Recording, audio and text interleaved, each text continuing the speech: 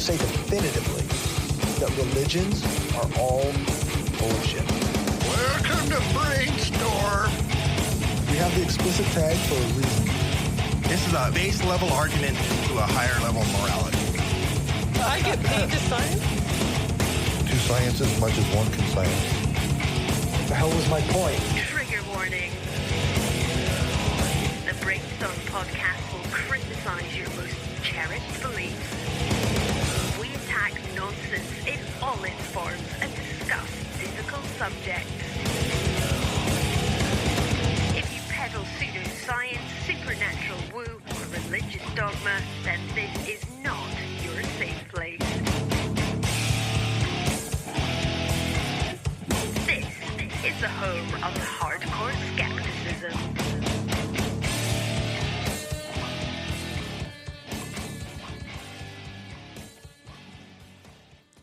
To those listening live or to our patrons, welcome back. For those listening weekly, welcome to the Shift to Reason Radio, the Brainstorm production that tries to educate and inform. We'll take current events and important skeptical topics, and we'll try to analyze them critically. We're live on brainstormradio.net every second Friday, and today is February 2nd, 2018. I'm still joined by Angela. Hello. Lisa. Hello. Did I beat her? Did I beat her? Awesome. Actually, I'm sorry. It's just I suck so fucking bad. Wow. No, you don't. It's hello. Well, you don't even compare to Angela. And of course, the always amazing Dave on sound. I got nothing. Do it, Dave. Give us a sexy channel hello. the Give us a sexy ScarJo. hello. Come on, Dave. Dave's got a pretty good voice. He's got a pretty good voice. That was awesome. Yeah, he says. He's being self-deprecating. So I think the only thing we have to worry about today is some religious nuttery. All our topics today are religious. I didn't get a script. Where's my page? We don't all see the script because It's on your we flip won't phone. read it. Where's the This is teleprompter? really tiny. Nope, not there.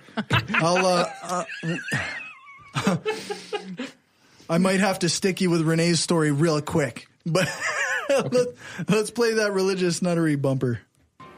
Cornerstone, this might be new to some of you. Scripture says that even our righteous deeds are as filthy rags to God.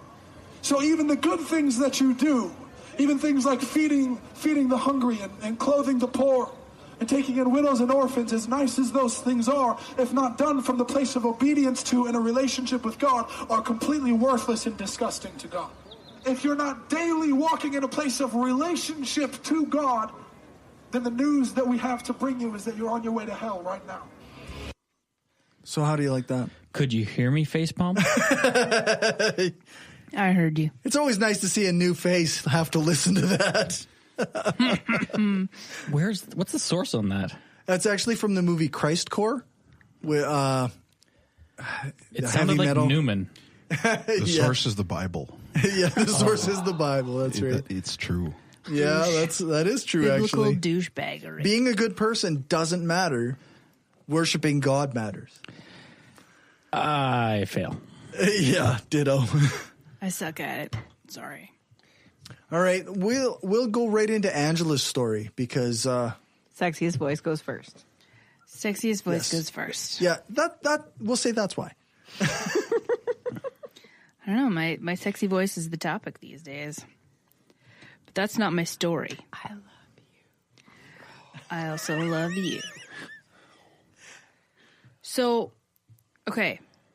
According to ChristianNews.net, scroll, damn it. A school district in Indiana has refused a professing atheist group's request that it dissolve a pastor-led program during the lunch period after investigating the matter and finding that no religious instruction is provided during the offering of the class. So Freedom from Religion Foundation sent a letter to the school district. It was like, guys, you can't have this Elevate program. You can't do it. 2 pastors are doing this at lunchtime. And they're like, we can do it because it's voluntary. Right. It's totally okay. But it's not allowed to be perfect. You can't do it at school. That's the thing. You can't, according to the law, you can't do it at school. And so the Christians are like, freedom from religion, screw off, you guys. Take it off your website, but they won't do it because it's not okay. Which is kind of, I don't know. They're trying to spread the bad news.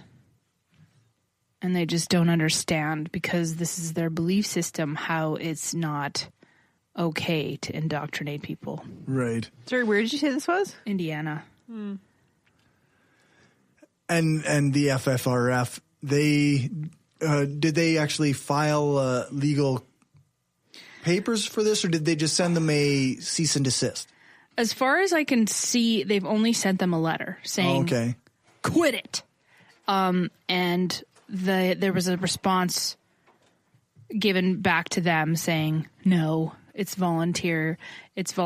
We don't need to, we don't need to stop it.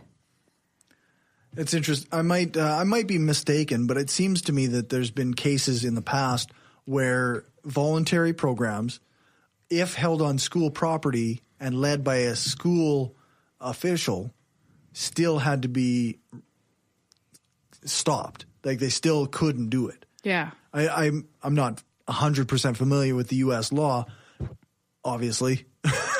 Well, it talks about but a school's assistance of this practice constitutes a utilization of the tax-established and tax-supported public school system to aid religious groups to spread their faith, according to the U.S. Supreme Court's ruling in the McCollum v. Board of Education case from 1948.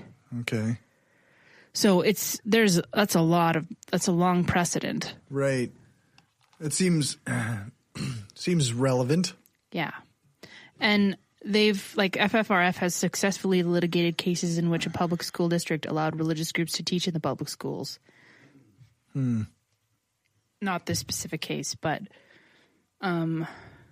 yeah. So there was a lot of information to wade through, just because there's the two different perspectives from a secular website and a Christian website. Right. And then there was the actual PDF of the letter that Freedom from Religion had sent. Right. So it's just, there's so much bias, so much cognitive dissonance. On the Christian website, it seemed when I looked at it to be very like, we can't do our Christian stuff on Christian school. Exactly. La, la. Exactly. It's like, no, they just don't realize that, like, because they think that they're not preaching, they're not doing this stuff, but parents complained. Several parents had complained. Well, then that's it, right? Yeah. Isn't it? One would assume. One would assume. Like, to my understanding, the FFRF often doesn't get involved if they don't think they have a case. Exactly. So there's got to be something to it. They went to the trouble of sending a 2-page letter to them. Right. And, I mean, they made a public statement as well. So they have to have a complainant with standing. Mm-hmm. There had to be a parent who complained and was willing to take this to the next level. Yeah. Before they could send the letter. So I feel like there's I don't know, some religious people value secularism. They actually see the value of having public institutions that are not religious because, who knows when because they're afraid of Islam. Well, there's that, yeah, or no, but not necessarily, but even other sects of Christianity or whatever, right? Right. Or even maybe more rationally, just they respect that other people have different views, and that's it. So you don't have to be an atheist to believe in secularism and believe that in a public school you shouldn't have. Actually, and it's very exclusion. You might end up having a situation where a kid maybe who is Muslim or who is whatever Mormon or whatever, or child of an atheist or whatever, who now feels like they can't participate in this kind of thing. So I mean, it is. Yeah. There's a good argument against it, but I do feel like in the States there tends to be a definite knee-jerk reaction against any sort of move towards secularism when it affects Christians. Right. this is our religion, and this is my playground. Yeah. And it's interesting that even though their country is ostensibly secular. They Ish. Ish. Yeah. anyway, just saying. It's like an unspoken yeah, exception. It's founded on It's religious like- freedom, right? Ever Definitely. creeping towards theocracy. Yes. Good. Just saying. God. Doesn't seem to secularism doesn't seem to be as a value. like that there's a little bit of some people irony hold down there. there. I have all these religious exclamations that I say, Yeah. Yeah, it's the kind of like the cultural like kind of Jesus stamp. fucking Christ, you know, Heavens to in the Betsy. Bible. Although I bet not many devout people would use the F, like would say fucking in there. Well, it's a little known middle name, right? Like, Yeah. It's impressive it survived 2,000 years in that exact Yeah. spelling, too. well, the old Aramaic, it was fukinga. You learn It's something just new been every day. changed Thank a you, bit. Lisa. Yeah. My personal favorite is Sweet Zombie Jesus. Or good Sweet one. Zombie Baby Jesus. Oh yeah, the baby Jesus is obviously this pure Jesus. I've always been really Very partial clear. to God damn it. I don't know. Yeah. It's very simple. It's very, Yeah. but it's often evoked like a reaction from people, Yeah. which is weird. Somebody said "goddamn" on the news or on the radio What? earlier this week. Wow. They were talking about changing the anthem wording. Oh, right. And somebody was just like, "Goddamn, blah blah blah blah, government guess government funds." We could mention that. Like, Yeah, that is worth noting. the Canadian anthem. They didn't remove the God stuff, No, but they did change it to a gender neutral. All of what is it? What did they change it to? Us? They changed it from our all our sons command. In all thy sons command. Instead of that, it's not going to be in all of us command. Yes. But I really, really want the Canadian please so bad. yeah. Well, then that removes the God, right? Yeah, like instead of God keep our land, please keep our land, and then it's still fine for religious people. They could be asking God to please keep the land, but I'm just saying please in general to the humans, and everyone's happy. And I also agree with Dave's change to on native land. Yeah, our home on native land. That on CBC? No, there was another lady that did. Dave just mentioned it in our planning group, I think. Yeah. I do call there often, though, but Nice. You do? Why do I never hear you? I don't know. Maybe you're listening at the wrong time. Or else they read my Facebook comments. Bad audio on the phone. Oh, They can't all have his setup. maybe not. It's true. Maybe not. But we're slowly but surely making progress on the national anthem front. Yeah, it's funny that came into place in the 80s, in like Yep, the early. traditional lyrics in the No, 80s. I thought that was in the. The I latest. thought it was like one of the world wars when they were the latest iteration was like in the 80s. The Suns thing was the 80s. I believe so. I don't know exactly what was changed in the 80s, but they mentioned that during Blue Sky. Yeah, What the fuck is this show you people are? it's It's on CBC. Radio 1. I listen to Radio 1, but not It's at the between time 12 and same- 1. Oh, I don't listen That's to it their at lunch. that's their People- call-in show. People listen to radio. I don't lunch. understand this. No, I listen to CBC in the car, like commuting, but at lunch I'm like When do you listen to podcasts? I listen to it when I'm running or cleaning the bathroom or vacuuming. So like or not 100% of driving. your time. No, sometimes I'm on a podcast. The only time I'm not listening to a podcast is when I'm on a podcast. I listen to a lot of podcasts. I really Sam You have- Harris you have releases really a lot of sweet stuff, music. dude. I got shit to do. Right. He's a busy guy. And then with Dan Carl, I mean, those are long shit. I mean, like I got my two boyfriends are difficult to juggle. Yeah. If only one Isn't of it them wasn't 3? the worst. Isn't 3 Carlin the worst? Harris? So much. Carlin Harris and who?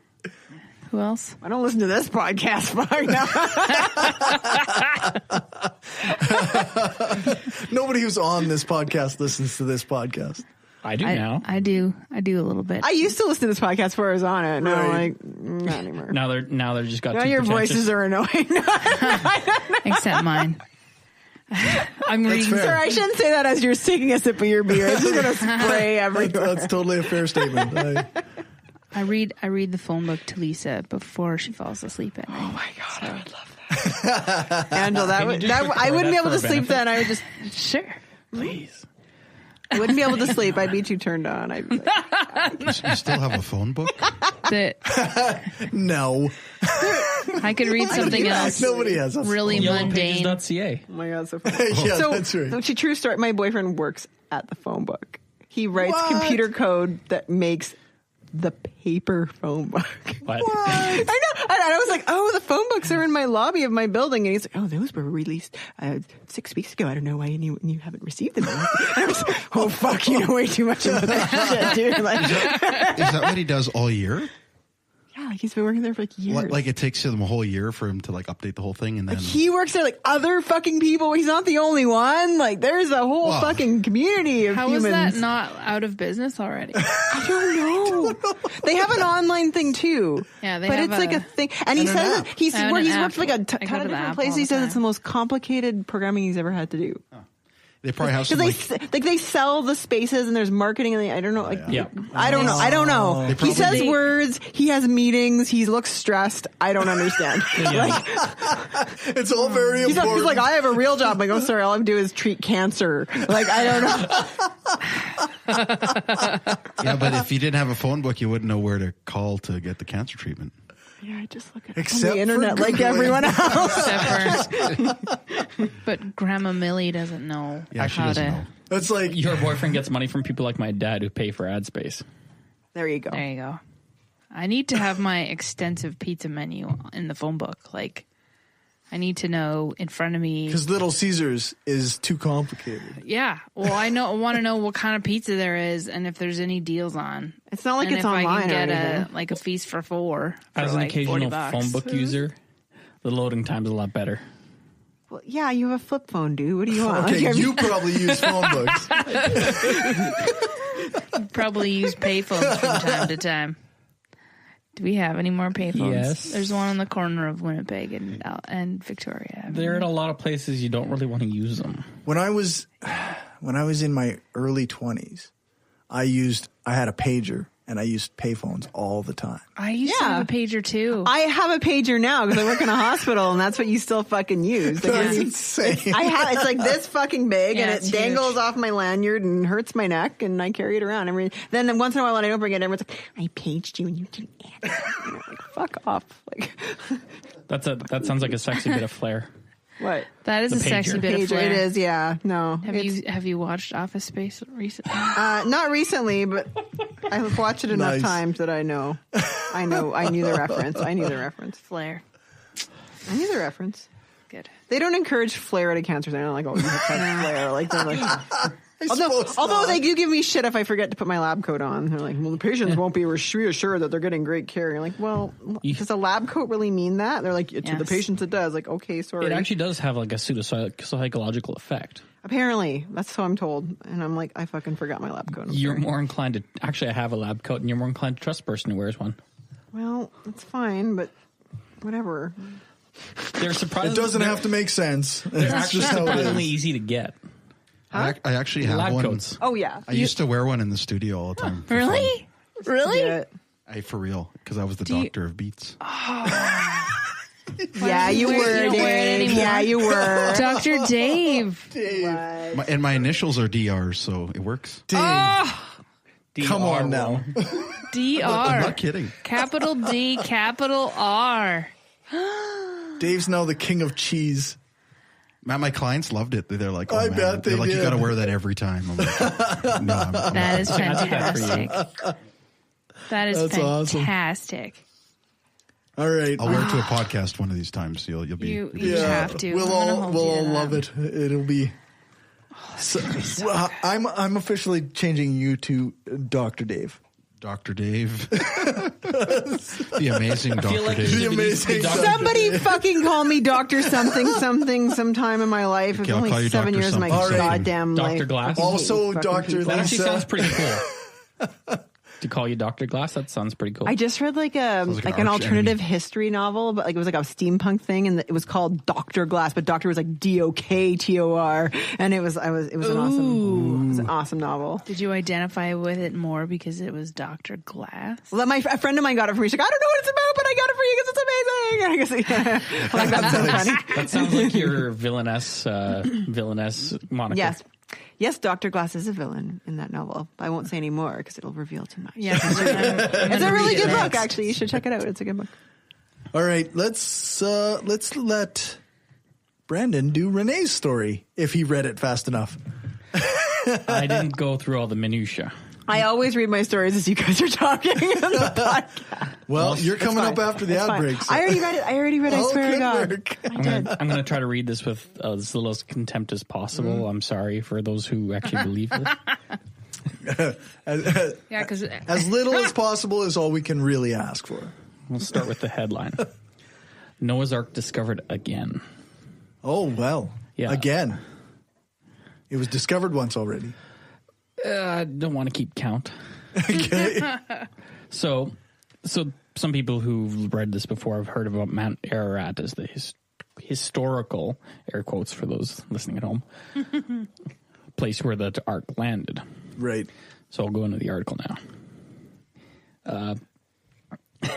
I'm not going to read this verbatim because it's a little over the top. Essentially, in 1959, a Turkish army captain discovered an unusual shape in the mountains.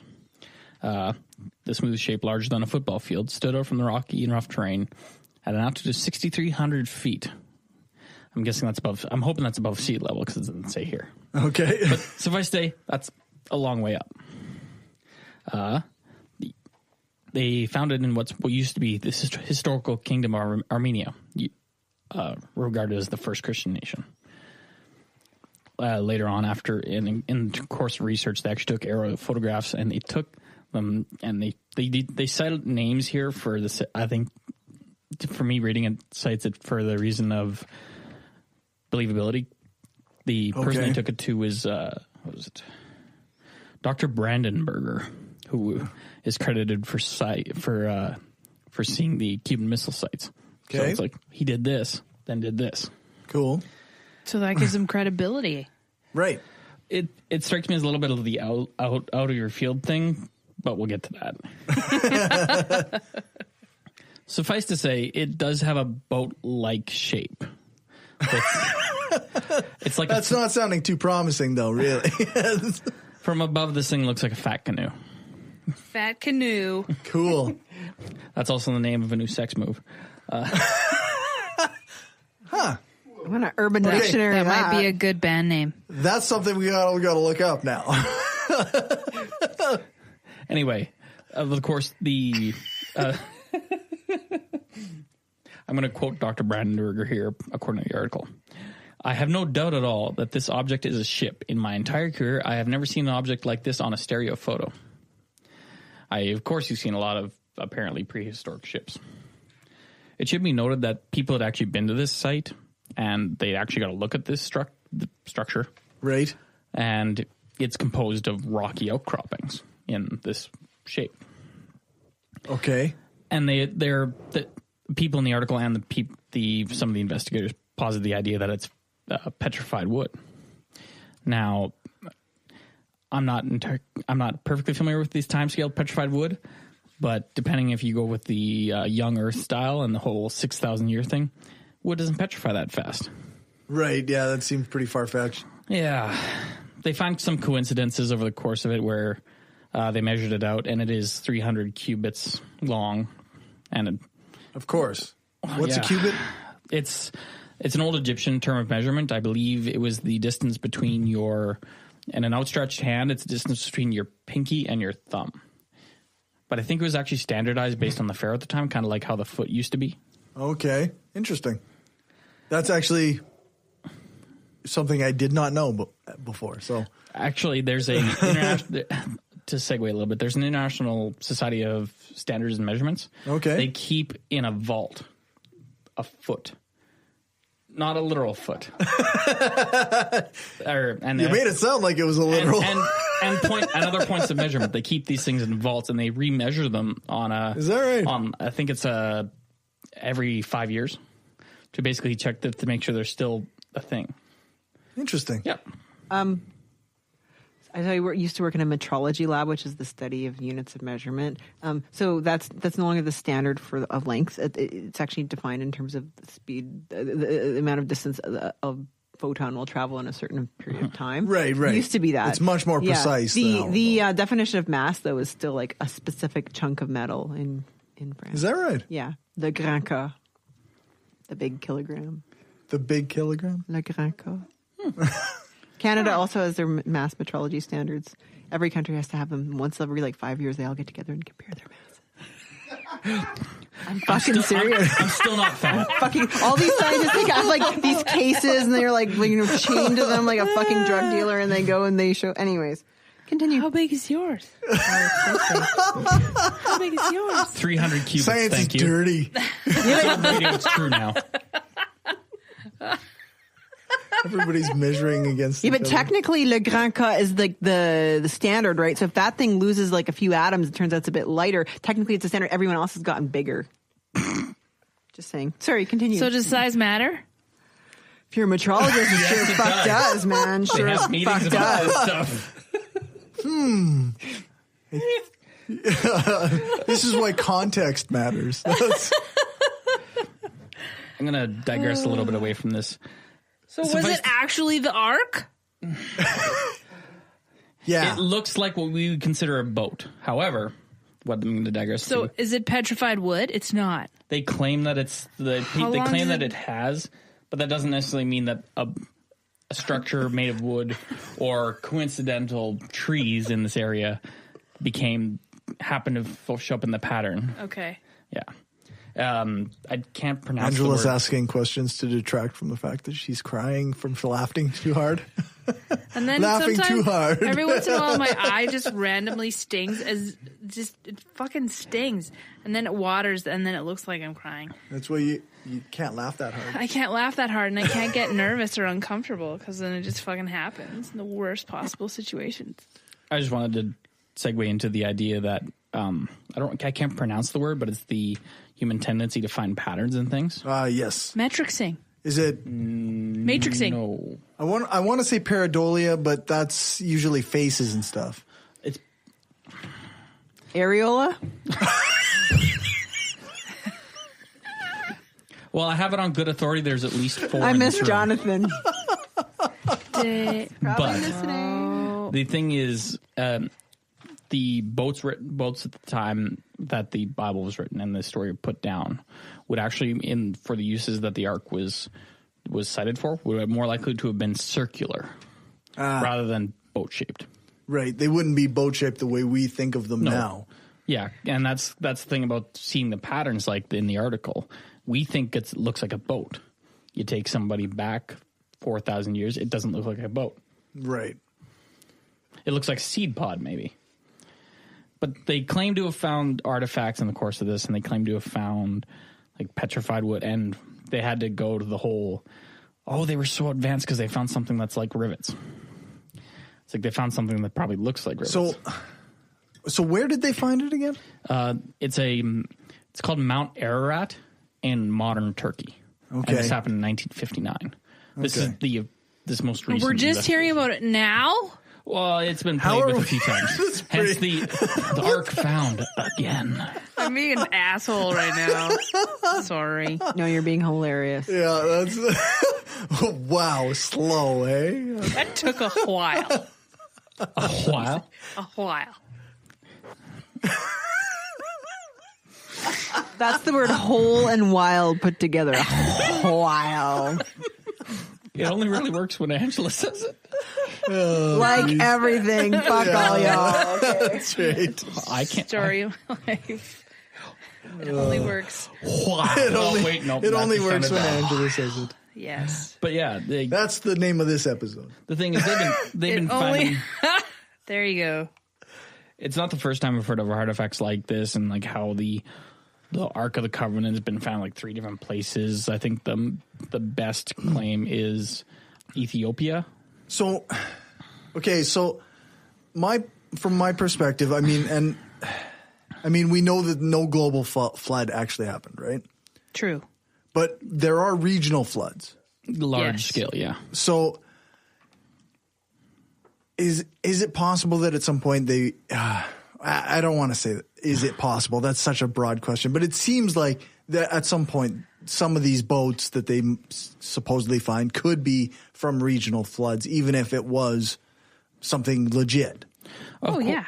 You know, of course. Like the big problem is the fact that I think in the region they haven't found evidence of floods as high as this would have to be. Right. Like you can look back in your geological record and say, here's this layer of organic debris. Right. This is probably how high the flood went. This is 6,300 feet up. That's It's. I think it's a lot of. I think there's no other evidence of a flood that high. Yeah, that's pretty goddamn high. It's pretty high. Top of a mountain. Yeah. The use of goddamn is offending me, Cory. Good. Is it? Is there like a critical mass? Are we limited to a certain number per episode? No. Okay. The limit is infinite. It's not really a limit, Well, is it? Yeah, no. It's You get a goddamn. There's gotta be a You get a goddamn. everybody gets a goddamn. There's got to be a physical limit of how many times we can say it. The limit is 3 hours and. Yeah, that's true. 3 hours. Or is it just 3 hours? Yeah, it's just plus bonus content. Plus bonus. We could actually sit here for 6 hours. Yeah, just saying obscenities. We should. We should. There's no reason why we shouldn't do Is that. that like the April Fool's edition of the podcast? Oh my God! Let's be honest, it's every edition of the podcast. That would be amazing. That would be amazing. That would be so much We fun. actually have considered doing for an April Fool's episode like a reverse. I like where the go. Where like we became very religious. Yeah, we act very religious and very Dave devout. could play the keyboard. We could do hymns. We could do hymns, and we could report on Christian news like we believed it. Or we could talk about like cool new therapies. Cool new therapies. Cool new therapies we're trying. What stones we're carrying in our pockets. The proper stone combination. Other places. Yes. I'll wait till after the your news item's done, but I wanted to bring up a local version too. Right? No, sounds good. Please. Okay, so let's do a quick ad break. We're actually running a little bit behind here. So, yeah, let's do the ads. If you like what we're doing and want to help us keep the lights on, go become a patron at patreon.com/brainstorm podcast. You can hear the bonus half hour that we record every episode and get a shout out when you support the show. Become a patron for just $1 an episode at patreon.com/brainstorm podcast. Or you can support the show by ordering a t-shirt, mug or other gear from our store at caffeepress.ca/brainstorm podcast gear. If you can't afford to become a patron or buy gear, then why not give us a rating or write a review on iTunes or Stitcher? Every rating makes it easier for people to find us. Thanks for your support. The Hardcore Skeptic Examines is a bi-monthly documentary-style podcast that includes interviews, research, and commentary from your host, Cory Johnston. That's me. As the host of the Brainstorm podcast, I've spent the last 3+ years trying to spread critical thinking and skepticism while having fun. This project is intended to look at some of those same topics covered by Brainstorm, but a bit deeper. With the long intervals between episodes and the long format, I'm hoping to provide good information that educates as well as entertains. Check out my Patreon for more details at www.patreon.com/hardcoreskeptic or follow my Twitter at hardcoreskeptic. Hi, I'm Justin Clark, the host of Reason Revolution. It is a weekly podcast where I often have a guest, often in the secular and atheist movements, and we have thoughtful and engaging conversations. I also do news and commentary from the atheist and secular humanist perspectives, as well as answer listener feedback. We are on SoundCloud, iTunes, and YouTube. Go over there and give us a subscribe and give us a like on Facebook at facebook.com/Reason Revolution. All right, we're back. So let's go to Lisa's story. All right. I read my story before the podcast. You may all applaud. Is there an applause track? Not anymore. We used to have the sound keyboard thing, but actually that's not true. But Dave's not ready. He was too shocked by my having read it. He couldn't respond properly. It's okay. There you go. Oh, you're not hearing it over there. No. The audience hears it, but we don't. The audience can hear it. It's in my brain. Okay, so this is it's an article on pathos.com entitled "Man Flips Truck 5 Times, Says Jesus Told Him to," quote, let go of the wheel. So, okay. It's January 26, 2018 by David G. McAfee. So there was a Tennessee man named Chad O. England, real name. Recently, apostrophe England? No, O middle name. Okay. O middle name? Shall we? Well, that's his middle initial. Should we speculate what the middle initial stands for? Oliver. Oliver. Ogilvy? Oh. Ogilvy? I thought Oliver too. It's almost definitely Oliver. So we got Chad Ogilvy England. He recently survived an accident in which his truck flipped an incredible 5 times. When questioned by the Tennessee Highway Patrol, he told them he intentionally caused the accident because, which really isn't much of an accident then, because Jesus called him and advised him to let go of the wheel. So I guess 2 witnesses say they saw England speeding down the highway when, for no apparent reason, he left the roadway on the right side, and he said that he was being called and was traveling to bow before someone. He also stated that he was not driving, but he was behind the wheel. So the article kind of interprets him as maybe having taken that Carrie Underwood's genius advice of Jesus take the wheel maybe a little too literally. For sure. But actually turns out that God, quote, wasn't the only substance he was abusing. So the police said when they got there, he was running away from the vehicle, carrying a jar and speaking gibberish. They found 6 grams. Gibberish. Fuck you. It's GIF. Fuck you and your soft cheese. Gibberish?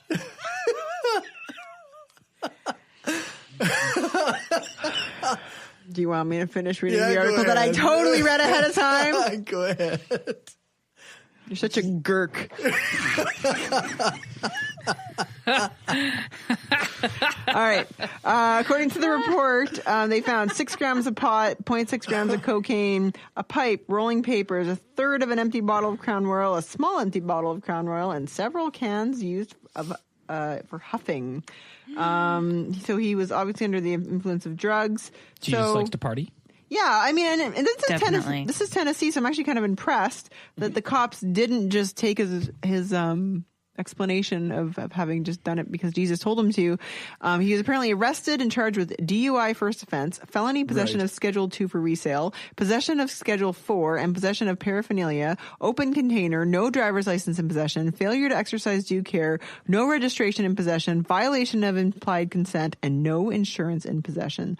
So, yeah. And so the article finishes, maybe if this story took place 1,000 years ago, we'd be reading about the tales of Chad England in Sunday school. That was the article. It was all about this dude who decided that to literally let Jesus take the wheel. Here's the problem with that. Okay. I'm pretty sure Jesus never took driver's school. Mm. Yeah, so even if he's an unqualified driver. he's an unqualified driver.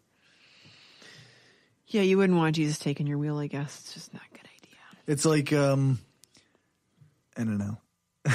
Didn't the same story happen a few years ago? Like, there was a woman who did the exact same thing. First time. It's just cyclical. It comes up in the news. Every once in a while, there's somebody who just lets go of the wheel of their car. It's like, Jesus! That was Jesus. To be fair, I don't think that this guy said Jesus. I think he said God. Oh, wow. He didn't. I don't know. What does God need with a steering wheel? I don't know. He just wants to take your wheel. He just wants to manipulate you. It's a little close to home. He wants to fuck with you. Well, not God, technically. We did talk earlier about how sexy God is, so. Sure did. Yeah. Fucking Abrahamic God is hot.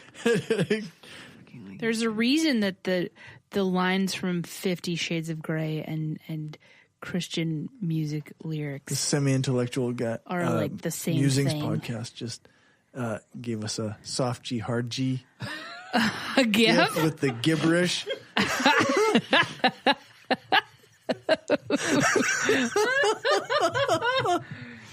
They're gurks too. Gurk. Love it. That's fantastic. That's fun. I could watch that. You guys come over here and give me your hard G in person. See That how sounds works. dirty. Oh, yeah, I guess so. You mean it that way. Your hard G in person.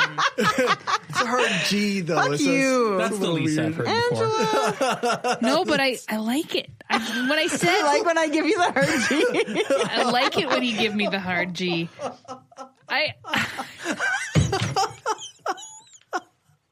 God, you guys just keep naming this episode for me. See, Angela likes it when Lisa gives her the hard G. That is it. That's it for you. Guilty as charged. Say that slowly, Angela. Are you guilty? I'm jewelty. No, jewelty? If it's juice. Oh, my Lord. How we doing, Dave? Are you a guilted lover? Yes. You're doing great. Great. Nice. All right. Let's move on to another story. Let's do it. Okay, so I've got this story from the Saskatoon Star Phoenix about something we've actually covered before with the case that has come back into the news from the Public School Division of Saskatchewan fighting the government and the Catholic School Division because there is only one school in the Theodore area. And it is now a Catholic school. Back in 2005, the Theodore School was on the list of rural schools that were going to be closed due to an amalgamation of school divisions. And some local Catholics all petitioned the government to bring it in as a Catholic school. And, they succeeded. And so approximately for the whole time, ever since then, there's been a court battle saying, you can't just have a Catholic school in an area. And recently a judge whose name I can't actually pronounce, I don't even know where the name is in my notes, but it's Layh. Lay? Just Lay? Okay. So Judge Lay. Lay or lie, either. If you're listening, Judge Lay, we're sorry. Yeah. Essentially said that because it was a violation of the Charter of Rights by funding a non-minority faith school. The judge essentially said that because non-Catholics were going to a Catholic school, that this violated the Charter of Rights and Freedom. So, because there's no alternative for non-Catholic schools within the area, so this, like I say, we covered in April of 2017, and the rule helped kick off the One System Sask movement. Yes. Which we also covered, and argues that this doesn't provide One System Sask is a movement to eliminate the separate school system in Saskatchewan. In this article, though, the government and the Catholic School Division, it was ruled that they are supposed to pay $960,000 to cover the court fees and other expenses associated with the trial. Who's the plaintiff again? The Public School Division. Right. Yeah. So essentially, all of this money is just going to cover court fees. Yeah. Because they're fighting for the ruling, right? It's a little bit funny that the school division is essentially suing the government. The government that funds it. Yeah. And it's a very strange setup. Like, they're three separate entities, but at the same Catholic time, division is pseudo-independent. Mm-hmm. Mm-hmm. Which is why, it's not that we don't pay for it anyway. The division of these fees is like 70% for the government and 30% for the Catholic school system. I think the ratio, at least for me anyway, I think the ratio should be the other way around. Yeah, I'm not really sure how it should work because it seems really weird that we're even having just like the public school sue the government, and like you said before, like. Well, I could be wrong, but I think the Catholic School Board was the initial defendant, and I'm pretty sure the provincial government came in as a co-defendant after the fact. Right, and the provincial government still continues fighting for, like, they insist on appealing this again. Yeah. And they seem to think that this will go all the way to the Supreme Court. I honestly don't think that it will get that far. Well, I don't think it should. I think that, yeah, like whatever this next level of appeal should support this ruling, and that should be the end of it. It does seem pretty obvious that you shouldn't have to send your kid to a religious school. Yeah, like it seems kind of like, well, even if they have no choice but to add a bus system to this area so that they can get what was going to happen anyway. Right. Yeah, like originally, right? Since I'm the new guy here, have any of you gone to a Catholic school? I did. I did not. I did not. I did. I did as well. In Calgary. Did you two, the two of you, like, can you cite like something distinct about the Catholic school system? You had religion class. How often did you have that? Every day.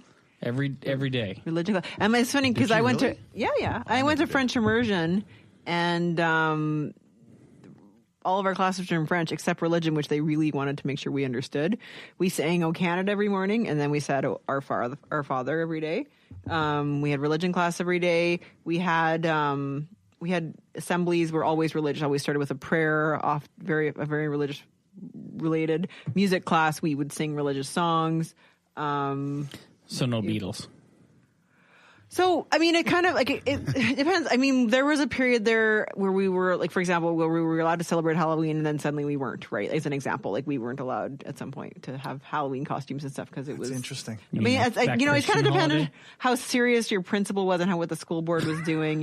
Like, my mom said when she went to the when she went to the student council or the parent council meetings, they would have a prayer at the beginning.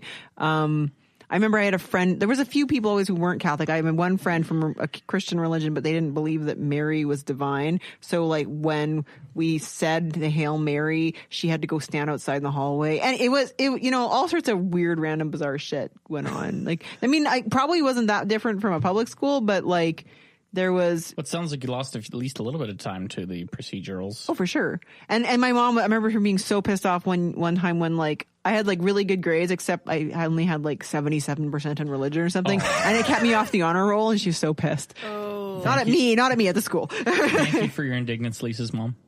Yeah. Yeah, my mom's sort of, she's one of these spiritual but not religious. So. Kill me now. Lisa, just because you don't believe there's a God doesn't mean there is one. Mom, just because you believe there's a God doesn't mean there isn't one. What? Mind blown.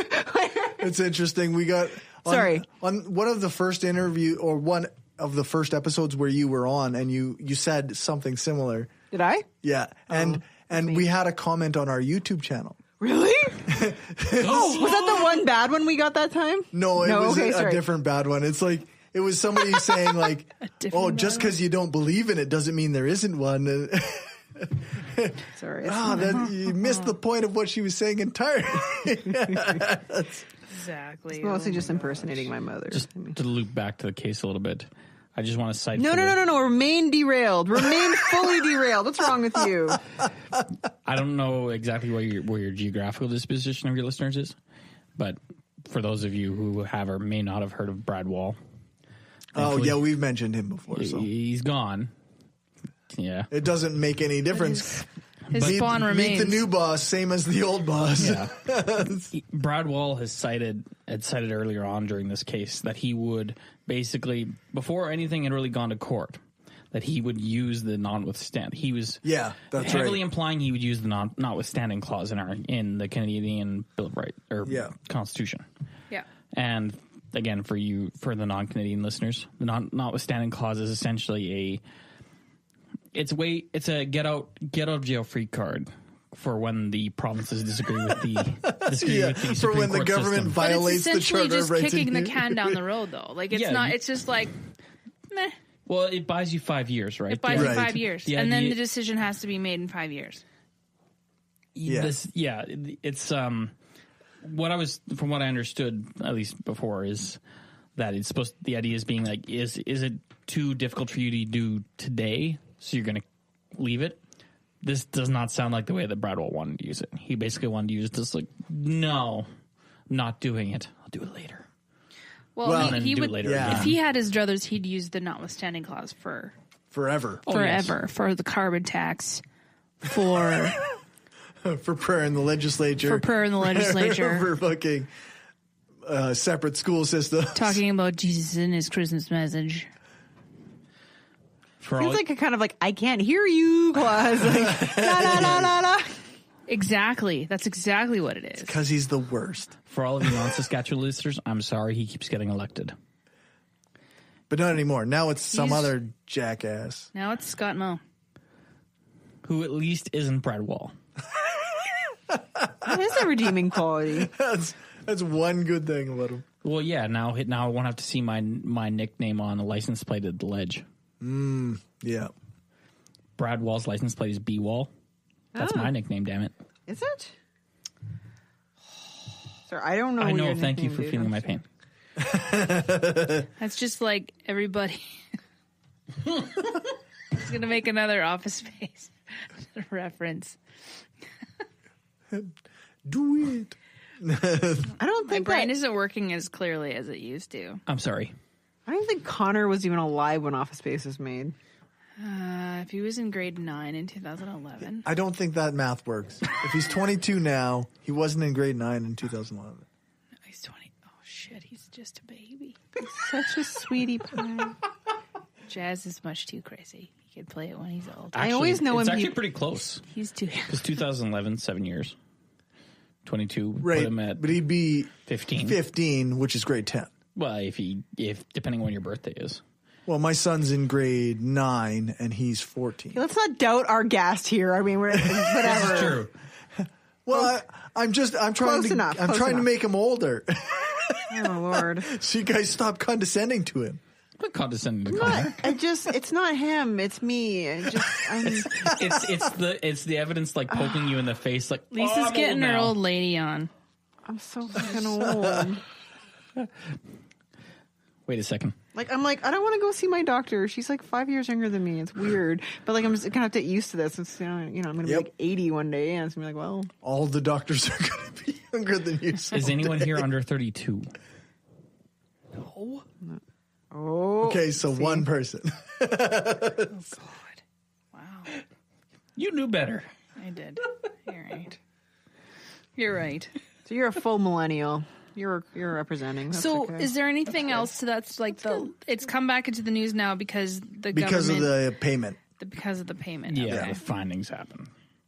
which is, For I now. mean, Are you guys still talking about the news story we're supposed to be talking about? What's wrong with people? not for much longer. Don't worry. I'm trying to take it serious. Like it's my first time. Yeah, that's a mistake. we don't take He'll do better next time. we don't take things seriously here.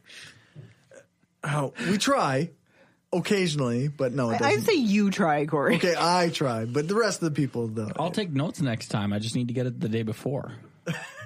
Yeah, that's fair. That's fair. This was a very casual invite. Quit sucking up to Corey. I'm gonna read next time. I take notes next time. I'll read my article I'm ahead of telling time Lisa. and make notes. I'm not gonna read my article during the podcast while everyone else is talking. I'm Brandon.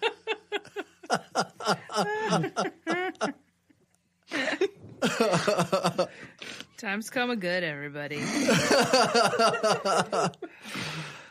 I don't knit or crochet. You know, it's fun. while I'm doing a podcast. It's funny. We get less downloads for the second half because it comes out the week after. But I always think that this is the more fun part because it's the more ridiculous. Everybody's loosened up Yes. for 2 hours. Yes. I agree. But that's okay. We could just preface the whole podcast with like an hour of shots. That would be fantastic, actually. But everybody has families and lives and I'd have to do that's wheatgrass what alcohol shots. fixes. Obligations. When the few times we've done the podcast from my apartment due to Dave's inavailability, I've drank a bit during the podcast. It's worked well. But if I have to drive home, A I bit don't is a drink during the relative podcast. term, Lisa, and we deal in absolutes. I don't drink that much because I'm a pretty easy drunk. I only like a couple of glasses of wine and I'm good. We do need to have the brainstorm gets wasted. Gets toast. Like, Brainstorm gets toasted. Yeah, it gets toasted. Both of those. Marijuana Can I be the designated is going to driver? be legal in July. Yeah, actually, that should be our episode for the first week in July. We have to say it like Cory does. Yes. I'm going to get a contact high if I come hang out with you. I'm still going to get high even if I don't smoke it. Shit. Don't give me that hard G. That's Angela's job. You didn't ask, I'm not giving. Fine. It's all about consent. It's all about consent. That's Exactly. right. All right, let's Thank do you. some. Let's start the closing segments here. I'm going to talk about listener feedback. We have none. Give us some feedback, Lachlan. Come on. Randy, Yeah, Lachlan. I've been emailing with Will, our listener that we interviewed. How's he doing? I super doing, like he's him. doing well. He's I want him to come back. yeah, hang like out with us again. yeah, we should have him back on again. It was a lot of fun. Randy Lamonda has talked on Twitter a bit and on the Facebook page and in the Facebook group. He mentioned that Dan Errol and our guest Marianne should get to know one another. They would probably enjoy speaking to one another because she talks about collective action and Dan is a communist or a socialist or whatever the word is for that now. I can see where this would go. So He wants to overthrow the government. I'm with him. I think I missed that portion. I'm down for that. I think he's over the punching Although- Nazis for now. The U.S. government requires far more overthrowing than ours does at this point. Yes, I agree. It's because they elected a pumpkin. Also, he really liked the book choice, which was Fantasyland, and said that it's awesome. Oh, yay. We got a pretty silly comment on our YouTube channel talking about climate change being a scam and carbon tax being a way to take money from the workers and give it to the wealthy. So that was interesting. Crickets? I couldn't get anybody to actually spend time arguing with that kind of nonsense. Nope. No.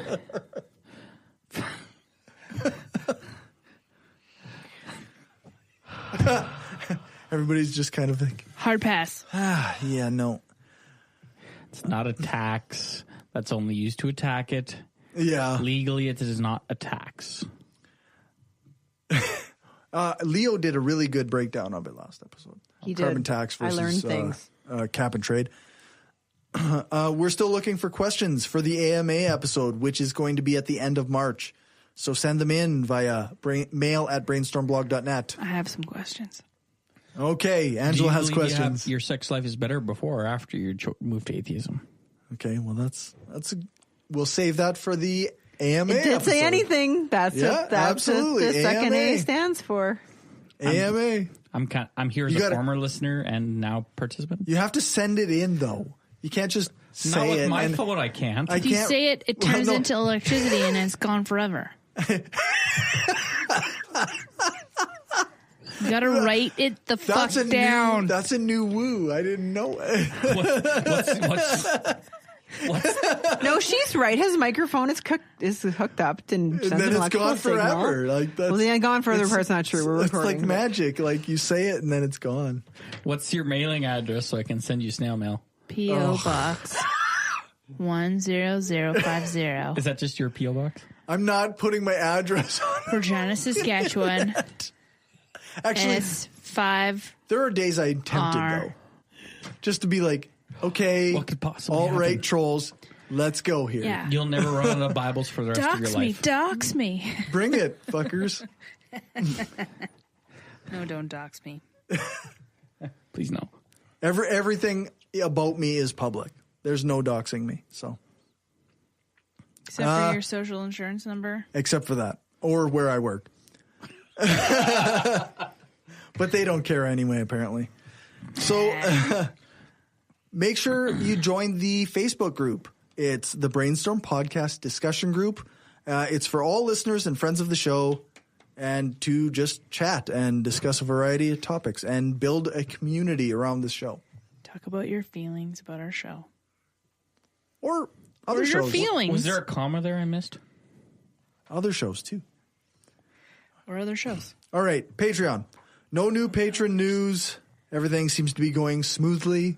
They haven't changed their fucking their setup at any time. They're not screwing $1 patrons or anything like that. This episode might not be out as fast as usual for patrons because Cory's going to Vegas. Well, no, this week my daughter has a cheer competition. Oh, so Vegas is after our next broadcast. Nice. Yeah. Have you ever been there? Yeah, twice. I don't like Vegas myself. It's a vacation in a warm spot that's cheap. Oh, warm. You know, I've only ever been to Vegas alone. Vegas sucks alone. Don't do that. Oh, yeah. No, I'll that go would to suck. Vegas with you, Lisa. Fuck yeah. But I'm not going to drink and I'm not going to gamble. Okay, I don't now you gamble. just wrecked it. What the fuck is the I will point? eat and I'll go to the wax museum, but that's it. We'll go to a show. We'll go see the naked. I don't give a Cirque du fuck about. Soleil. And the thunder I'll from see down Cirque du- under, the no, guy I don't strippers. care Come on, about- no, you can go. Look at the tower. I'm not going without you. She just went from "I'll go with you" to "you can go alone." I'll sleep in the hotel room and then I'll find you. I'm gonna fucking bring my nana and she'll go to the thunder Bring your down under nana with me. for that one. I want video. Oh, God. You'll get it. So a huge thanks to our top financial supporters, Lachlan, Daryl, Aaron, Lisa, Rob, and Positively Skeptical. Thanks, Lachlan. We have no new reviews, so we really appreciate your reviews on our iTunes or Facebook page, or pretty much anywhere. I do quite a bit of searching around to make sure that nobody's reviewed us and I missed it. So if I'll even read mean reviews. You should check out, see if we're on Reddit. Yeah, I don't think we are. I feel like I should post on Reddit just for you to find. Yeah, that's right. Easter's coming. I'm bright. All right, plugging stuff. Dave. Why is it me? Because you're the one the doing only this one. stuff. No one else is doing it. You're the one who does things. If you have a script, I'll do it. Yeah, so that movie Talent that I scored Right. is still playing at the Rainbow. Got carried over for another week. Nice. Here in Regina for the next week. And then it's starting in Saskatoon Rainbow next Friday, I think February 9th. Cool. Be there for a week too. So And you did did you do the score for that I one? did the score, and I was kind of like a music director a little bit. Like I did a little bit of that organizing. Yeah. And That's then really cool. I did all the location audio too. Like I recorded the film, Okay. but I didn't mix it. I just did the score at the end. Is that under the lantern? Because they have that other like studio lantern or something. That the Rainbow Studio runs? 7 is the technically the theater it's at, but I mean it's Rainbow. It's the more expensive Rainbow, Right. but it's not too bad. I Good think to it's like I don't know, it's $10 or something. But So wait, still pretty good. Saskatoon has a rainbow. yeah, Now who copied who? no, it's a franchise. I know, but whose was first? I don't know. I have no Good idea. question. I can't Just remember. It is good. I think they were kind of at the same time actually. Like I They're think they were really close. They spread out quick. All right. But yeah, so I have that, and I think that's the main thing. Yeah, I don't know. There's probably other things, but Sask Fashion Week. If you want to check out the promo video online, Oh, yeah, I saw you did working this on that. stuff on I that. scored that as well. So Nice. just Google Sweet. that. I'm totally checking that out. Anyways, I've heard good things about Talent. yeah, it's not bad. It's pretty cool. Good. No, I was on the By Any Means podcast with Trav Mamone. Cool. Yeah, talked about skepticism and some social justice stuff. I keep forgetting to mention it, but I have been on Reason Revolution like 2 times, I think. First time I talked to Justin about some kind of differences we had between the left and the center. And then the second time around, we talked about how he was moving further left and away from the center. And then I tried to explain anarcho-syndicalism to him, which is, I mean, pretty complicated, but I tried to break it down pretty good. It was a lot of fun. And I think that's kind of all the places I've been. That's pretty sweet. I forgot to mention them before, so figured I better You're mention them now. mentioning them now. Yes. That's what counts. Okay, I'm going to do this book excerpt. I want to give a bit of a content warning. There's some language in this that is offensive. It's from the book White Rage by Carol Anderson, and it discusses the backlash towards progress made by African Americans by white people.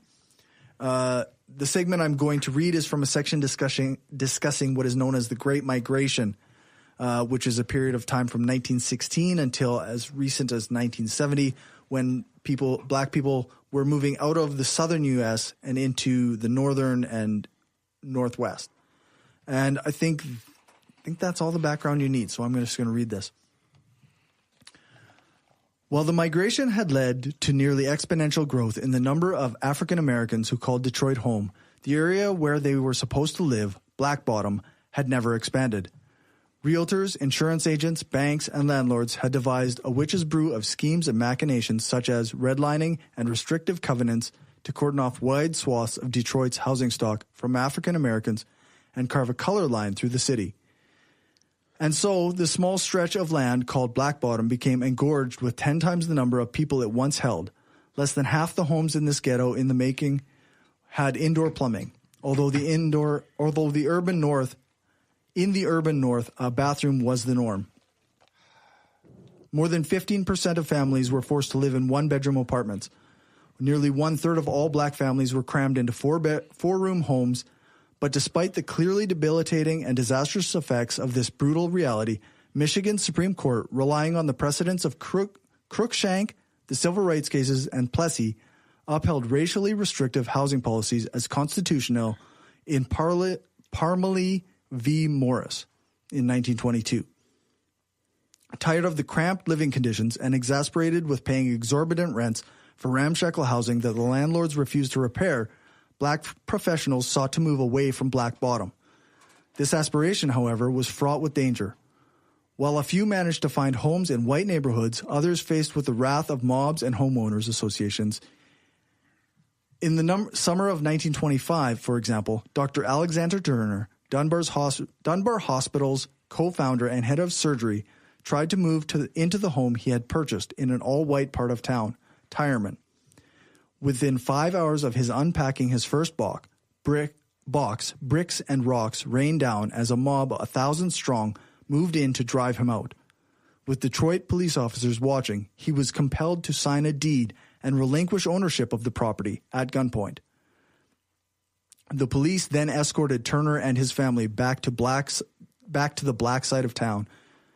Dr. Ozian Sweet, who was also on staff at Dunbar Hospital, like Turner, dared breach the color line in Detroit. It was unclear to him why Black Bottom had to be his only option. He had a medical degree from Howard University. He was married to a beautiful, sophisticated woman, and he was a loving father to a baby girl. Sweet, with his carefully trimmed hair, tailored suits, and tortoiseshell glasses, wanted a home befitting a man who had emerged from the abject poverty of the Deep South to become a physician with a thriving practice in Detroit. He was the embodiment of the American dream. On September 8, 1925, Sweet began to move into his new home on the corner of Garland Avenue and Charlevoix. It was a nice bungalow, perhaps the finest house in the neighborhood, though it was no upscale community, but rather a marginal white neighborhood in Detroit. Residents were not college educated. There wasn't a lawyer, a doctor, or an accountant among them. There were pipe fitters, factory foremen, blue-collar workers. The next day, a mob, spurred by a number of meetings of the Homeowners Association, began to form outside his house. Sweet, well aware of what had already happened to his colleague, Dr. Turner, was prepared and had asked his brother and some friends to help him protect his property. He had first-hand knowledge of what a mob could do. When Sweet was a young boy in Florida, an African-American teenager who lived around the corner from him was accused of rape, tied to a tree, and burned alive. Sweet had also been in Washington, D.C. during the Red Summer, 1919, when police allowed whites to rampage for days, slaughtering black people. The tide turned only after returning African-American veterans had been seen enough, polished their rifles, and began shooting. The next year, Sweet's relatives in O.C., I might be saying that wrong, Florida, lived in the part of town that whites incinerated in the single bloodiest day in American political history. whites went hunting for a black man who had dared approach the ballot box in the 1920 presidential election, and in the process killed scores of African Americans and ethnically cleansed the town until it became all white for nearly 60 years. As a result of his experience, Ossian Sweet had packed among all the moving boxes and satchels a small arsenal of guns and 400 rounds of ammunition. Sweet made sure to alert the police that trouble was brewing. Several officers arrived on the scene, but they hung back from the house, even as the crowd continued to grow. Then, as the sun set and two of Sweet's friends arrived in a taxi, rocks suddenly began to pummel the home on Garland Avenue. Sweet heard angry shouts of, "Here, niggers, get them, get them." As his friends rushed into the house, the mob was like a tsunami.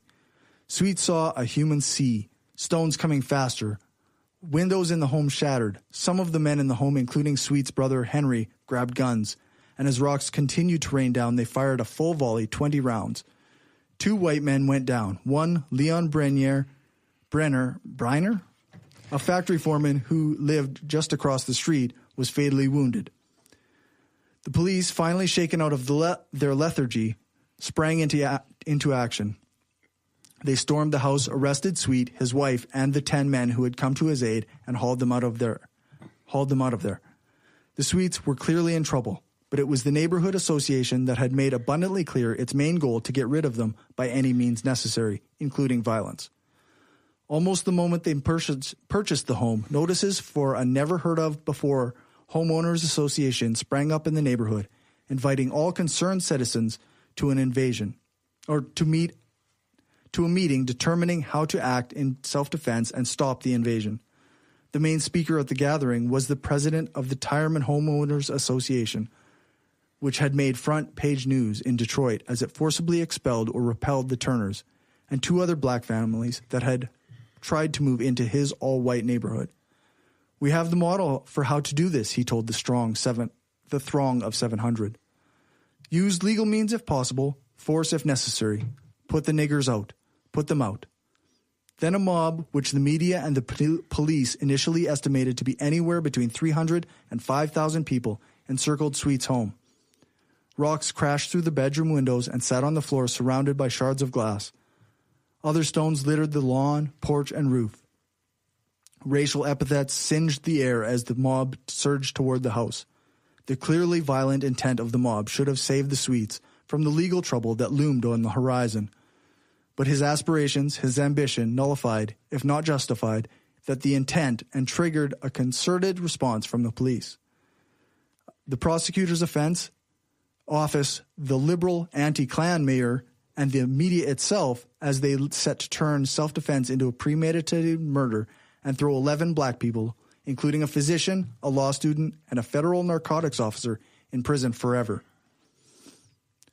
The police officer in charge at the Sweet's home that evening, Inspector Norton Schukenacht, who had a ringside seat to the shooting, stated that there had been no crowd around Sweet's house on Garland Avenue.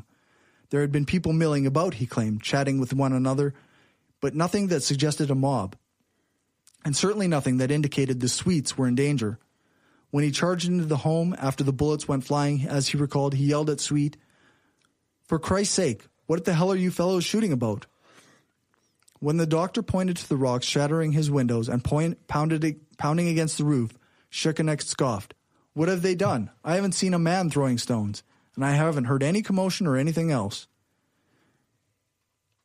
In the police officer's estimation, Sweet's posse, for its own nefarious reasons, simply pointed its arsenal, took aim, and fired at neighborly whites out for an evening stroll.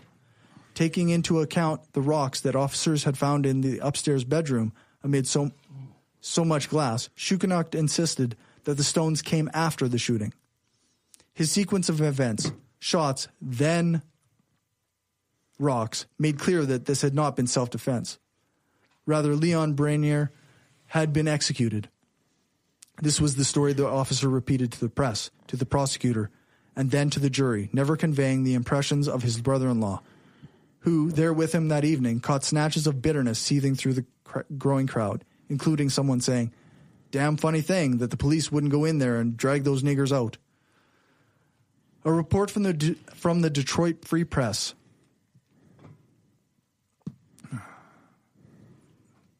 who trudged through the rocks and debris at the Sweets' home. Listen to Shukenuk repeat the tale of neighbors walking the streets on a warm summer evening and add a tantalizing new piece of information. When the officer and his men searched the home on Garland, they found nothing less than a full-blown arsenal, rifles, handguns, and hundreds of rounds of ammunition when the place was barely furnished. The implication was clear. This was not a home where people intended on living. It was instead a sniper's nest from which bullets were sprayed into a peaceful, calm neighborhood, killing a husband and father while sending another man to the hospital. Shukenuk's story was explosive, and the Detroit Free Press ran with it and was quickly followed by its rival paper, the Detroit Times. A reporter for a third newspaper in town, the Detroit News, had also been there that night. Quote, "A nigger family has moved into the neighborhood, and they were going to put them out," Philip Adler heard a woman say. As he worked his way through the throng, Adler saw the rocks rain down on the Sweets' home, and then he heard the shots. Contrary to Shukenuk's count, Adler saw the Sweets had been under unrelenting attack while the police stood by and did nothing meaningful to stop it. However, Adler's editor refused to run the story and instead reiterated Shukenuk's version. There's quite a bit more. I'm going to end that there because I'm running out of time. But it's a super powerful book, and I really recommend everybody read that and get a little bit of context on racial issues in the U.S. So, if we have time, let's hit that outro music quick. You can check out the show notes at thebrainstormpodcast.com and our website, brainstormblog.net. Thanks to our financial supporters, the Utah Outcasts, Bassett, Will, Aaron, Daryl, Destin Sucks, Lachlan, Lisa, Magnus, Michael, Nathan, Positively Skeptical, Rob, and Stephanie. If you want to join them and help the show grow, then you can do that at patreon.com/brainstormpodcast. You can join us every second week when we broadcast live on brainstormradio.net. Our next show is on February 16th, and our guest will be Gleb Tsipursky, author of The Truth Seeker's Handbook and founder of the Pro-Truth Pledge. Hopefully I can get those episodes out before we leave for Vegas. Thanks to Matt and Phil for joining us. Thanks to Dave for our intro music. Thanks to Alex Kepper-Murdoch for doing the voiceover for the intro and some of our ads. And thanks to Jason Camo for our outro music. You can find his stuff all over at aloststateofmind.com. All music played is either with permission or under the SOCAN license to play. For more information on SOCAN, you can check out the music license info page on our website, brainstormblog.net. Remember to give us a rating, a thumbs up, or a fave on your podcatcher of choice. Join our Facebook group, like our page, follow us on Twitter, and share the show and spread the word. For live listeners, stick around for our after show. You can go to brainstormafterhours.com and listen to the bonus content before it goes patron only. Thanks for listening, and remember, the